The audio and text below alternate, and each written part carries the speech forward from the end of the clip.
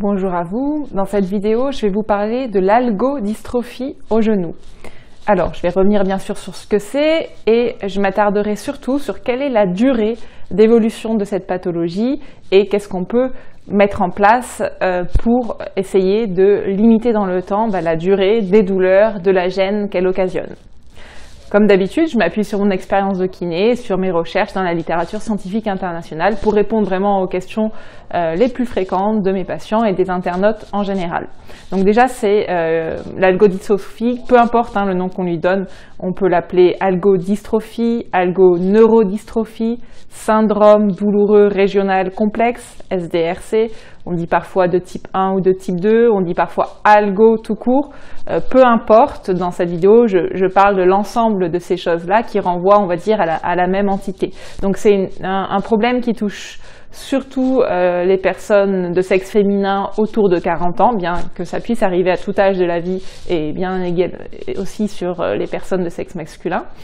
Et donc les symptômes caractéristiques, ça va être une douleur très importante, en général plus importante que celle qu'on est habitué à ressentir face aux problèmes qu'on a rencontrés qui en est à l'origine, j'y reviendrai, et des troubles, on va dire, circulatoires ou trophiques, c'est-à-dire, comme on parle du genou, un genou qui va être rouge, enflé, la peau tendue, de couleurs différentes.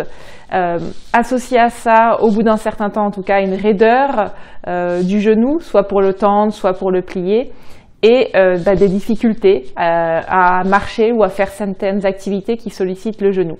Comment on pose le diagnostic? Il ne faut pas forcément faire d'imagerie, ce n'est plus ce qui est recommandé aujourd'hui, à part si on veut absolument éliminer quelque chose, mais en tout cas pour poser le diagnostic d'algodystrophie, il n'y en a pas forcément besoin de faire une imagerie. Un examen clinique suffit à partir du moment où on a une douleur très importante, associée à un autre des symptômes que j'ai décrits, et pas expliqué par autre chose. À partir de là, on peut poser le diagnostic d'algodystrophie. Et d'ailleurs, moi, ce que je constate, c'est que parfois, certains médecins, kinés, peu importe, ostéopathes, peuvent avoir tendance, je trouve, assez vite à parler aux patients et patientes d'algodystrophie dès que, en gros, il y a une récupération qui dure un petit peu trop longtemps après une prothèse de genou, une entorse des ligaments.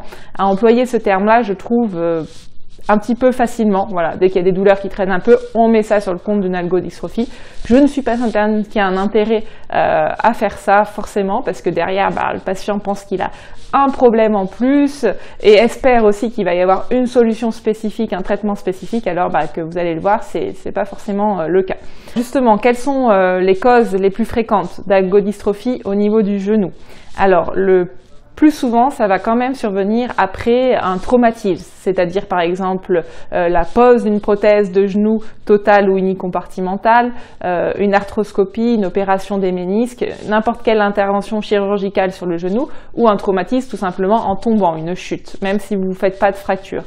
Ça peut survenir dans les séquelles aussi d'un accident vasculaire cérébral, un AVC. Et parfois, ça survient sans qu'on ait identifié de cause.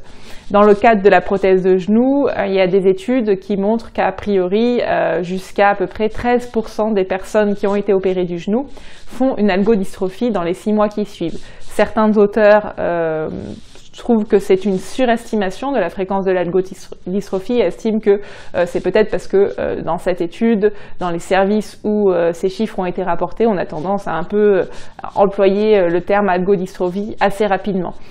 C'est aussi d'ailleurs ce que je pense, 6 mois après l'opération d'une prothèse de genou, c'est assez fréquent que les gens aient encore un genou chaud, gonflé, rouge, gênant. Est-ce qu'il faut pour autant parler d'algodystrophie? Je ne suis pas certaine, parce que encore une fois, on va s'inquiéter, je trouve, encore plus du fait d'avoir ce diagnostic des fois, sans que ça apporte forcément de pistes de solutions derrière.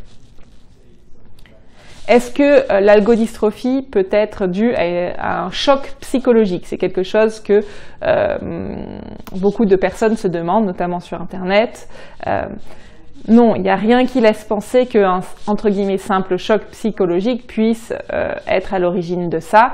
Maintenant, ce qu'on sait, c'est qu'il y a des facteurs favorisants psychologiques. C'est-à-dire qu'une personne qui va avoir un tempérament plutôt anxieux, qui face à un problème de santé va dramatiser un peu la situation, va ne pas avoir de ressources suffisantes pour arriver à relativiser, à se projeter dans l'avenir, et bien malheureusement, ce sont des personnes qui sont plus à risque de développer une algoneurodystrophie. Maintenant, ça ne veut pas dire que si vous avez ce profil-là, vous allez forcément en développer. Il y a plein de contre-exemples. Le choc psychologique en soi, il n'y a pas de bonne raison de penser physiologiquement qu'il puisse seul être à l'origine d'une algoneurodystrophie. Alors qu'est-ce qui se passe justement? C'est quoi le mécanisme déclencheur? En tout cas celui qu'on suppose, parce qu'on ne sait pas, même si c'est quelque chose d'assez étudié, on n'est pas certain justement de exactement ce qui se passe dans le corps qui déclenche cette algoneurodystrophie. Alors a priori, quand on a notamment une lésion, un traumatisme, il y a souvent une inflammation qui se met en place. C'est un phénomène naturel de guérison de notre corps où des nutriments et d'autres éléments essentiels pour la cicatrisation des tissus abîmés vont être amenés par le sang dans la zone douloureuse et lésée pour réparer donc ces tissus. Et donc ça s'appelle l'inflammation et ça provoque souvent aussi un œdème. Et souvent, du coup, du fait de cet œdème et de ces manifestations qui se passent dans les tissus, eh bien, ça provoque des douleurs. Et donc, quand on a une algodystrophie qui se met en place, eh bien, le corps surréagit, en fait, s'inflamme plus que nécessaire par rapport à la lésion, et du coup, on envoie des messages au cerveau trop important au regard de la lésion qui est provoquée, et il est probable qu'on entre ensuite dans une sorte de cercle vicieux où bien on a une douleur qui est exacerbée au regard de la lésion qu'on a. Ça, c'est le mécanisme explicatif qui est donné, c'est encore à l'état d'hypothèse. Alors, quelle est la durée de l'algoneurodystrophie, notamment au niveau du genou?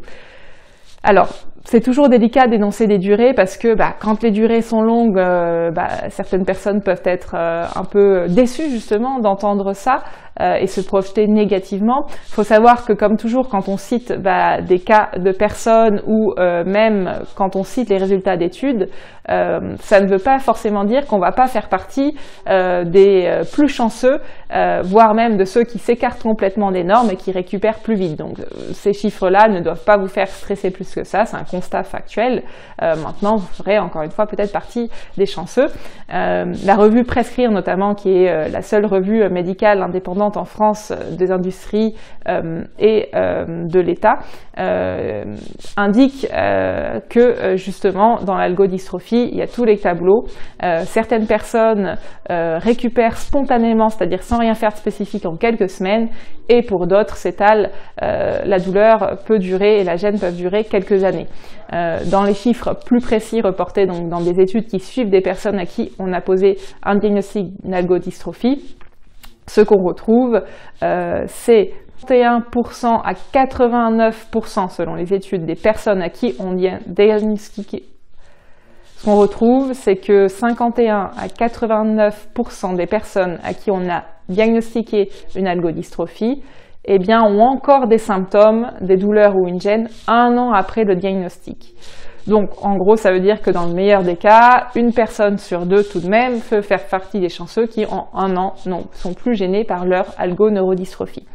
Pareil, on a des chiffres sur la durée du travail. Une certaine proportion de personnes assez importantes sont encore en arrêt de travail 1 an après l'algoneurodystrophie. Si vous voulez les chiffres précis et les références, je vous renvoie comme toujours à mon article. C'est, je trouve, beaucoup plus facile d'être vraiment précis, de ne pas dire, de pas faire de coquilles à l'écrit. Donc vous aurez toutes les références et les chiffres vraiment précis dans cet article que je mettrai en lien dans le descriptif de la vidéo. Là, les chiffres que je vous ai énoncés, c'est pour l'algodystrophie en général. On a une seule étude menée sur un tout petit nombre de personnes, spécifiquement sur l'algodystrophie au niveau du genou. Ce qu'elle constate, c'est que plusieurs années après le diagnostic, il y a 16% des gens, je crois que c'est 8 ans après le diagnostic, qui ont encore des manifestations gênantes liées à l'algodystrophie. Et à peu près 80% des gens ont dû adapter d'une certaine façon leur manière de travailler par rapport à l'algodystrophie qu'ils ont eue. Encore une fois, hein, ces chiffres ne doivent pas vous inquiéter, vous ferez partie peut-être des chanceux qui récupéreront plus vite, mais ce qu'ils disent en tout cas, c'est que eh bien, il y a certaines personnes avec une algodystrophie qui ont des douleurs longtemps dans le temps, et ça ne veut pas forcément dire qu'il y a quelque chose de plus grave, qu'il faut aller chercher une cause plus importante. C'est un phénomène qui malheureusement peut provoquer une douleur chronique, ou en tout cas qui dure plusieurs années. Malheureusement, beaucoup de Françaises et de Français, notamment très jeunes, vivent avec des douleurs chroniques. Donc après, au bout d'un certain nombre d'années, finalement, on n'est plus normalement dans un contexte finalement d'algoneurodystrophie, mais dans un contexte plus général de douleurs chroniques, avec des traitements plus généraux liés à la douleur chronique plutôt qu'à l'algodystrophie. Certaines personnes se demandent aussi quelle est la durée justement d'arrêt maladie pour une algoneurodystrophie. Alors en France en tout cas, il n'y a jamais de durée type en fonction d'une pathologie. Une pathologie peut entraîner 0 jour d'arrêt maladie comme 1 jour infini. Ce n'est pas la pathologie qui détermine la durée de l'arrêt maladie, mais tout simplement les problèmes physiques ou mentaux que vous rencontrez pour travailler. Donc ça va dépendre bien sûr de votre activité professionnelle, de comment vous faites face, de l'ampleur des douleurs et de l'ampleur de la gêne, mais il n'y a pas de durée type. C'est, on va dire, de l'ordre de l'interprétation aussi du médecin qui vous fera le document comme quoi vous êtes en arrêt maladie. Enfin, si vous regardez cette vidéo, j'imagine aussi que vous êtes dans l'attente, comme la plupart de mes patients, bien sûr, qui ont une algodystrophie, d'un traitement, d'une solution. Notre cerveau, et c'est tout à fait normal, a envie que face à un problème, on ait une petite solution à chaque fois à mettre en face, si possible avec le moins d'effets secondaires, assez facile à mettre en place, ne nécessitant pas beaucoup d'efforts. Je comprends totalement que vous soyez dans cette recherche-là. Et je sais même que, même en vous sensibilisant à ce sujet, vous serez sûrement, après avoir vu cette vidéo, encore en quête de ce traitement miracle-là. Je comprends cette situation, mais voilà, je suis kiné, j'ai été amenée à prendre en charge beaucoup de personnes avec des algoneurodystrophies, et je ne peux pas vous faire cette promesse d'un traitement miracle qu'on pourrait chercher un petit peu partout et qu'on arriverait au fil du temps à trouver. C'est vraiment une constante que je vois notamment sur l'algodystrophie où on est vraiment toujours à la recherche d'une solution. C'est normal, hein, c'est une réaction un peu de défense, on est très gêné par ce problème-là et on cherche à tout prix une solution. Alors concrètement, qu'est-ce qu'il existe? Il existe un ensemble de moyens permettant potentiellement de soulager les symptômes, c'est-à-dire de diminuer les douleurs, de regagner en souplesse, mais il n'existe pas de traitement, on va dire, curatif pour vraiment guérir de l'algodystrophie. On est dans un contexte de douleur qui s'étend dans le temps, donc de douleur chronique, et malheureusement aujourd'hui la douleur chronique c'est pas quelque chose qu'on sait bien guérir ou traiter, donc il y a un ensemble de choses qu'il est possible de tester en fonction de ses propres a priori sur l'efficacité de ces traitements, des propres critères personnels qu'on fait pour se tourner vers un traitement plutôt qu'un autre. Pour moi, le rôle des professionnels de santé, c'est justement d'identifier, d'aider les personnes à identifier les traitements les plus appropriés dans leur cas. Par exemple, certaines personnes ne vont absolument pas vouloir prendre de médicaments sous ordonnance, même si il y en a certains, et notamment la calcitonine, qui font partie des traitements sur lesquels on estime que ça a une efficacité pour soulager les douleurs de l'algodystrophie. Mais donc certaines personnes ne vont pas vouloir se tourner vers ces traitements et c'est tout à fait de leur droit. Dans ce cas-là, il y a des approches non médicamenteuses de l'algodystrophie, notamment la thérapie miroir, les bains écossais, l'imagerie motrice, tout simplement les massages et la mobilisation. Dans mon article, je donne un peu plus d'informations précises sur ces approches médicamenteuses et non médicamenteuses, et notamment celles qui ont fait l'objet d'études permettant d'étayer leur efficacité sur un plus grand nombre de personnes. Je ferai aussi une vidéo plus complète sur le sujet. Mais voilà, ce à quoi je voulais vous sensibiliser, c'est que, comme souvent, il n'y a malheureusement pas de traitement miracle. Il y a par contre des choses que l'on peut mettre en place pour mieux vivre cette période, notamment aussi quelque chose sur lequel on insiste souvent en tant que kiné, c'est le fait de rester le plus actif possible au regard de ce que vous permet la douleur, parce que l'activité nous permet de sécréter des hormones qui permettent d'avoir une action directe pour soulager les douleurs, pour nous décentrer aussi du problème qu'on rencontre. Donc c'est finalement des meilleurs traitements naturels de l'algodystrophie. Essayer de maintenir une activité physique la plus intense entre guillemets et fréquente possible au regard de ce que notre corps nous permet et bien sûr de l'envie qu'on a envie de mettre là-dedans. Un autre point aussi qu'on aborde, je trouve, assez peu souvent, c'est l'importance des relations sociales, tout simplement. Le fait de se sentir soutenu, soit par son entourage familial, soit par ses voisins, soit par ses professionnels de santé, pourquoi pas, ses collègues de travail. C'est un vrai facteur de bien-être, de bonne santé également dans les études qui suivent des personnes sur plusieurs décennies, et notamment encore plus en cas de douleur chronique. Donc c'est une piste aussi à explorer, d'essayer d'accorder plus d'importance peut-être aux relations sociales qui vous font du bien. C'est peut-être un peu atypique pour vous d'entendre parler de ce sujet-là, mais pour autant, c'est un sujet qu'on aborde avec nos patients qui font souvent face à une errance un peu thérapeutique sur l'algodystrophie.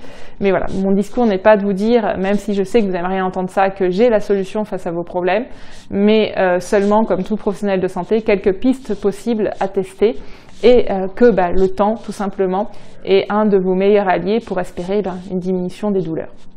Si vous avez encore des questions auxquelles je pourrais répondre par commentaire, n'hésitez pas à les laisser et je vous dis à bientôt.